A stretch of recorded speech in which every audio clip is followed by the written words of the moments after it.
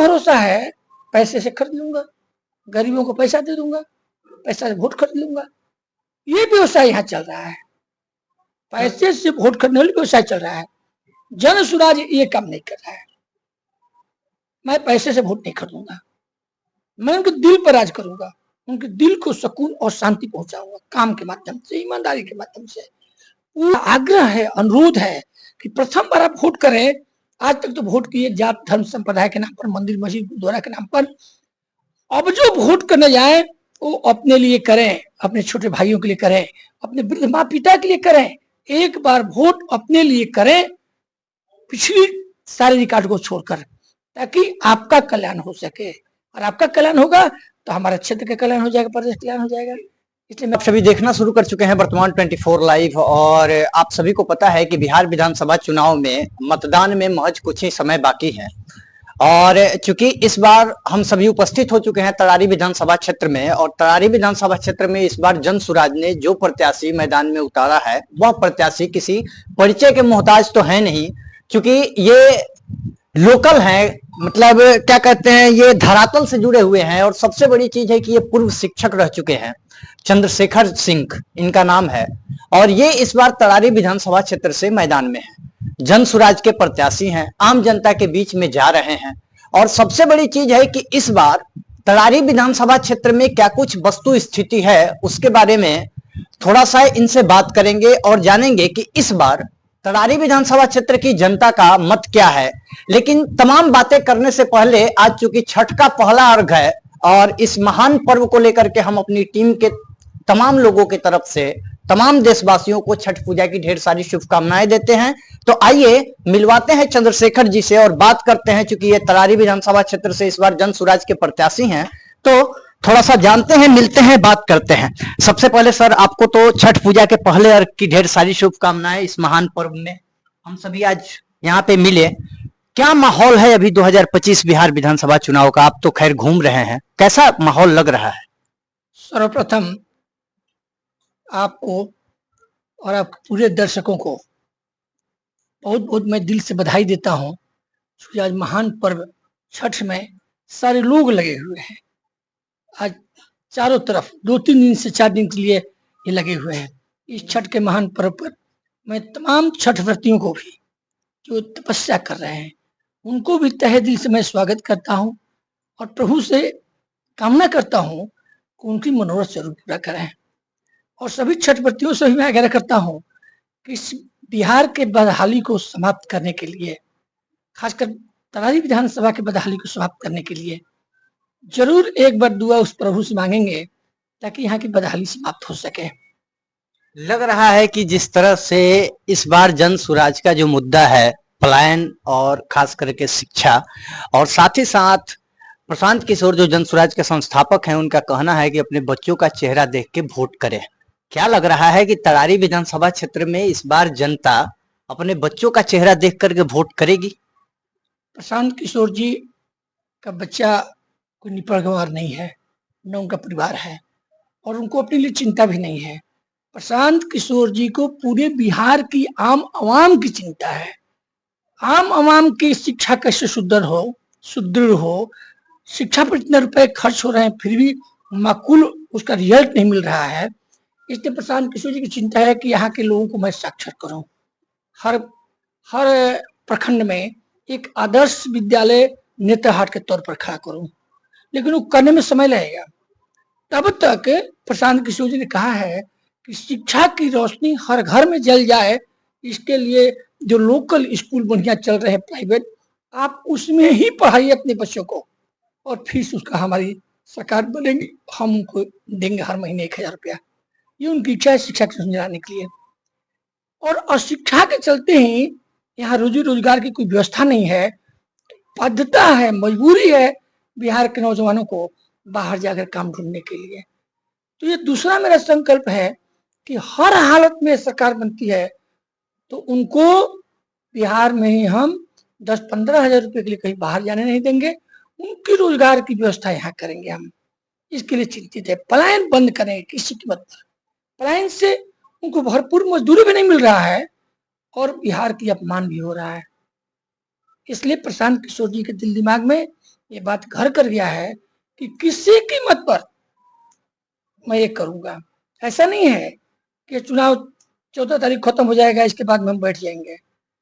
14 तारीख के अभी 1 साल की पार्टी हुई, और 1 साल के अंदर इस पार्टी का, ऐसा मैं घूम रहा हूँ गांव गांव गली गली, ऐसा कोई व्यक्ति नहीं मिला जो जन सुराज को नहीं जानता है, या मुझे जन सुराज का परिचय देना पड़ता है। प्रशांत किशोर जी और जन सुराज को व्यक्ति व्यक्ति व्यक्ति जान चुका है। हर घर में मैसेज चला गया है कि बिहार में अब कोई कर सकता है तो एकमात्र एकलौता उम्मीद अब प्रशांत किशोर से है। दूसरा कोई दिखाई नहीं पड़ता, ऐसा विश्वास नहीं देता जिस पर जनता भरोसा करे। फिर भी जात धर्म संप्रदाय की बिहार में बहुत भूमिका है। अभी भी साक्षर तो हुए नहीं, सभी अपनी व्यवसाय से अलग होने को तैयार नहीं है, और उम्मीदवार भी ऐसे बनाए गए हैं जिनको जनता के काम पर भरोसा नहीं है। मैं काम किया, जनता मुझको वोट देगी, उनको भरोसा है पैसे से खरीद लूंगा, गरीबों को पैसा दे दूंगा, पैसा से वोट खरीद लूंगा। ये व्यवसाय यहाँ चल रहा है, पैसे से वोट खरीदने वाली व्यवसाय चल रहा है। जन सुराज ये काम नहीं कर रहा है। मैं पैसे से वोट नहीं खरीदूंगा, मैं उनके दिल पर राज करूंगा, उनके दिल को सुकून और शांति पहुंचाऊंगा काम के माध्यम से, ईमानदारी के माध्यम से। पूरी जीवन अभी तक लगाया है क्षेत्र में, पूरे जिला में। शेष जीवन का जो समय मिला है, प्रभु रखा है, उसको इस चुनाव के बाद ऐसा एक भी दरवाजा नहीं बचेगा इस विधानसभा का जहां चंद्रशेखर चले नहीं जाएंगे। मुझे इसकी परवाह नहीं है कि मैं चुनाव में जीत जाऊंगा कि हार जाऊंगा। मुझे जब यहाँ बैठाया गया, ये जरूर है कि इस विधानसभा का मॉडल चेंज करूंगा। तरारी विधानसभा क्षेत्र में सर जहां देखा जाता है कि 2 बार से यहाँ पे माले का गढ़ कहा जाता है, दूसरे तरफ 9 महीना बनाम 9 साल के कार्यों को कहा जा रहा है। क्या लग रहा है कि इस परिवारवाद और इस माले के गढ़ को किस तरह से ध्वस्त करेंगे जन सुराज के प्रत्याशी? ऐसा है कि माले के लोग कह रहे हैं कि ये लोग सामंती हैं, और वो कह रहे हैं कि माले आ जाएगा। ये दोनों डर पैदा करके हृदय बना देकर नहीं चाहते हैं, उनके लिए कुछ करके नहीं वोट लेना चाहते हैं, भय पैदा करके चाहते हैं कि वोट मुझे मिल जाए। इसको मैं ध्वस्त करूंगा। यहाँ जो 2 पार्ट बट गया है, अगर आप पिछड़ा माले रणवीर 5 साल के अंदर इस चुनाव के बाद मैं इसको समाप्त करके रहूंगा निश्चित। रात दिन एक करके हर जात धर्म संप्रदाय के लिए पार्टी है जन सुराज, एक जात के लिए नहीं है। अगर आप पिछड़ा के नहीं है, हिंदू मुसलमान के लिए नहीं है। अब हमारे वर्तमान विधायक जीते हैं, वो भाजपा के हैं, वो कहते हैं कि मुसलमान से हमें कोई मतलब ही नहीं है। मुसलमान विदेश जाएंगे क्या? जो हिंदुस्तान में मुसलमान मान रहे हैं वो हिंदुस्तान के हैं, भारतीय हैं, वो हमारे हैं। इसलिए हिंदू मुसलमान की भेद को पाटेंगे, बैकवर्ड के भेद को पाटेंगे, और सबको एक में जोड़कर प्रशांत किशोर की नीतियों और सिद्धांतों को घर घर में पहुंचाएंगे निश्चित, और इस तरह से यहाँ परिवर्तन किया जाएगा। एक शिक्षक होने के नाते तरारी विधानसभा क्षेत्र के जितने भी युवा वोटर्स हैं, और खास करके जो इस बार नए वोट करने जाने वाले हैं, उनको आपके तरफ से क्या सुझाव रहेगा? मैं उन नौजवानों को बहुत बहुत धन्यवाद देता हूँ।